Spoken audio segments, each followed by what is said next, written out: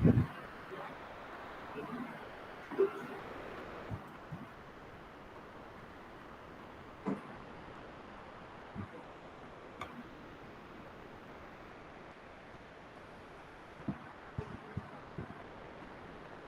morning, all. So I'm Sumitra, Associate Professor in Triple Department, R&D Engineering College. And in last lecture, I explained you about the topics covered in third unit, and I started having a discussion with the initial topics like solar radiation, radiation measurement, solar thermal power plants, central receiver power plants, and all. And also, I explained you the basic concepts in thermal energy storage power system, etc. So in this class, we are going to discuss about the rest of the topic like types of solar cells and what are all the basic photovoltaic cell concepts we have, and what do you mean by a cell and what do you mean by an array, and what are the different characteristics which we can obtain with the help of a, PV cell like IV characteristics, and efficiency and quality of the cell. How to determine the efficiency and what factor determines the quality of a solar cell, and how to decide whether we need to go with the PV panel to be connected in series or parallel. So, like that, we have to discuss certain basic concepts regarding the PV cell. Let me go with the presentation now.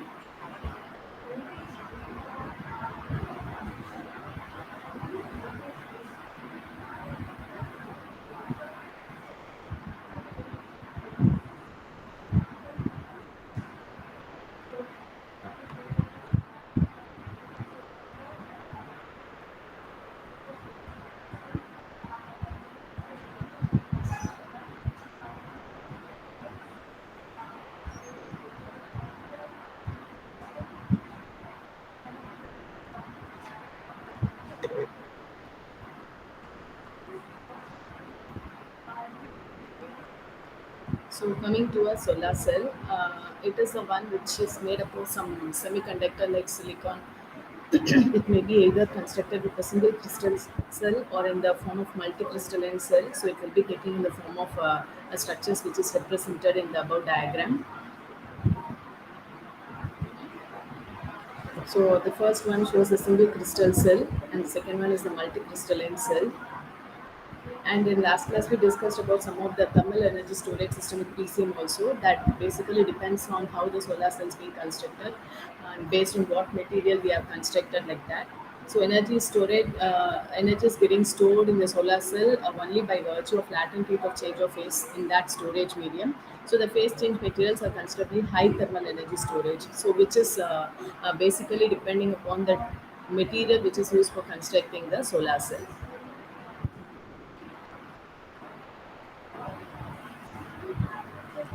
So now, basically, the solar cell consists of semiconductor, which may be either consist of P10 silicon material or N type, and it may be either in the form of flint metallic grade or opaque black metal contact, etc. So the bulk material for example, if you are going to take a bulk material means it consists of a P-type silicon having a thickness of about 100 to 500, or in certain cases it may vary from 100 to 350 millimeter and all. A thin layer of N-type silicon having a thickness of about 2 mm is diffused on this bulk material, so which in turn forms a PN junction. So the metallic grid at the top of the N-type material and an opaque back metal grid at the top of the bottom of the P-type material are provided for taking the contacts from those things, which is in turn going to act as a negative and the positive terminals. And a single solar cell cannot be used as such, because each and every solar cell is having a capacity of limited output.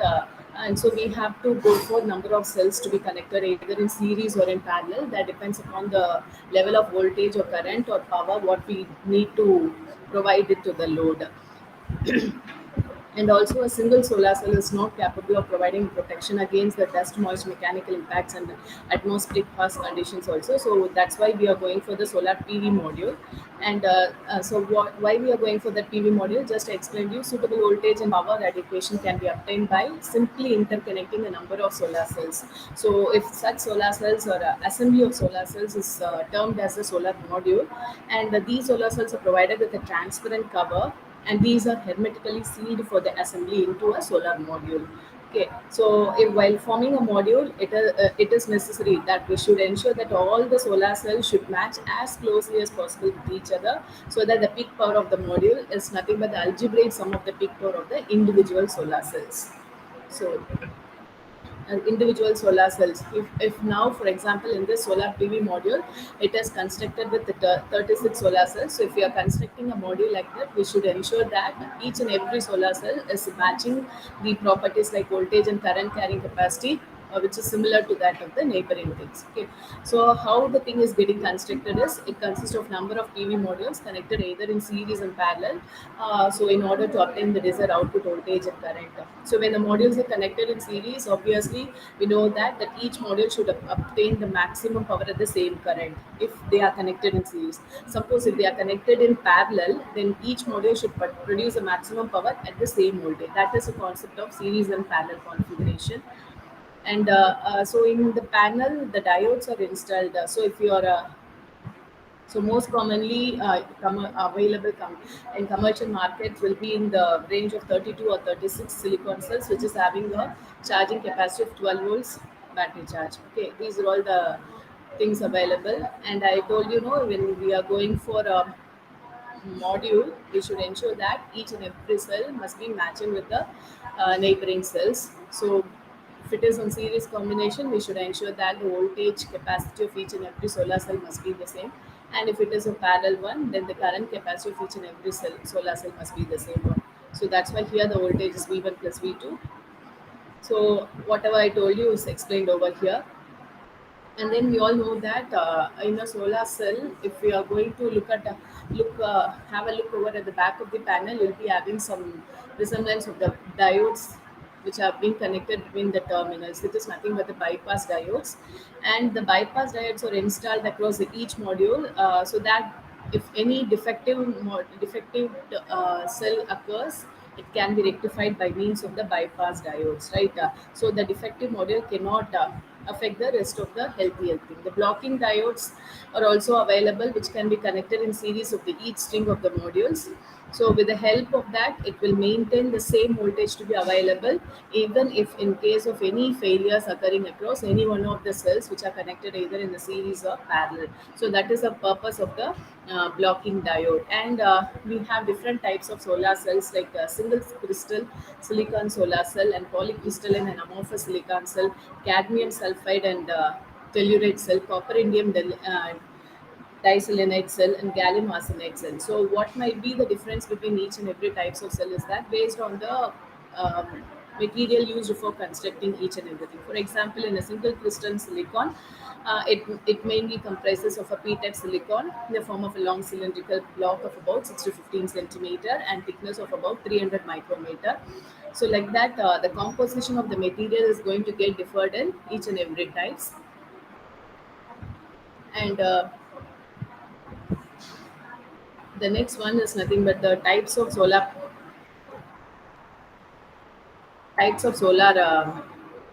PV system. Various types we have, like central power system, distributed power system, and then hybrid solar system. And the distributed PV system itself is divided into many more classification like standalone system and grid interactive system and small consumer system. So coming to the central power station system, and this type of solar system is similar to that of the conventional power stations, which are required to feed the generated power to some nationalized grid. And these are mainly designed to meet the high peak daytime load, and which is having a capacity of about up to 6 megahertz. So only few such power stations have been installed worldwide, as the capital cost of constructing these things seems to be very high. Okay, then coming to the standalone system, so this is planned and it is located at the load center. Solar PV, we all know that the solar PV stations is planned and located at the load center, right? So a complete electricity generation is meant to meet the electrical load of any remote area. It may be either a village or some remote places, right? So energy storage is essential to meet the requirement during the non-sunshine hours. So a typical standalone is not enough to meet the thing. So the maximum, along with the standalone power system, we need to provide some of the techniques to be used to follow the maintain the maximum power tracking method. and the current outputs for the solar cell are suitably adjusted according to the materials used. And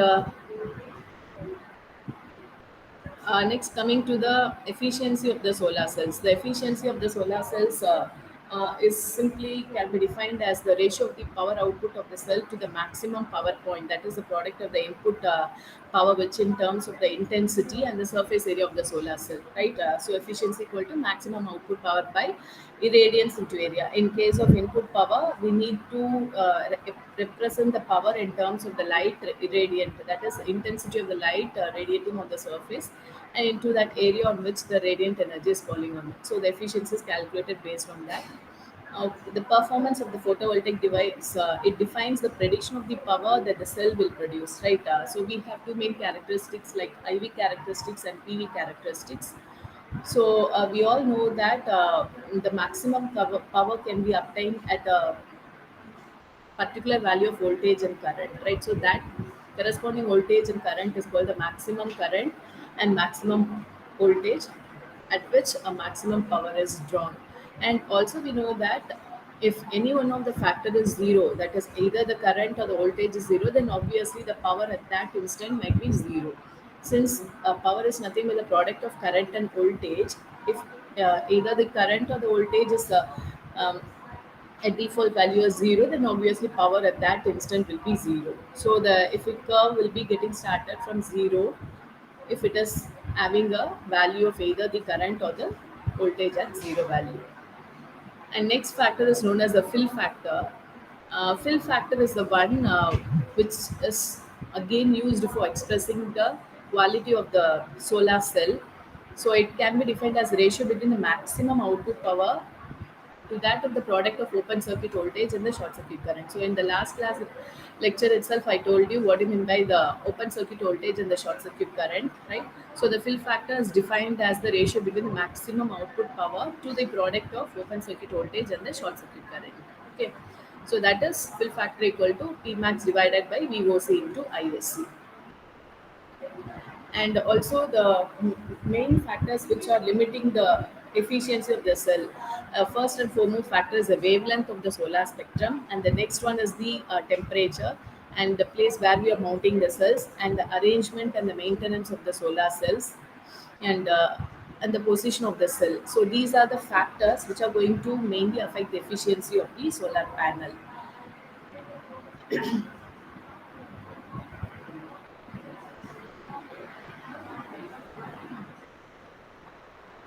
And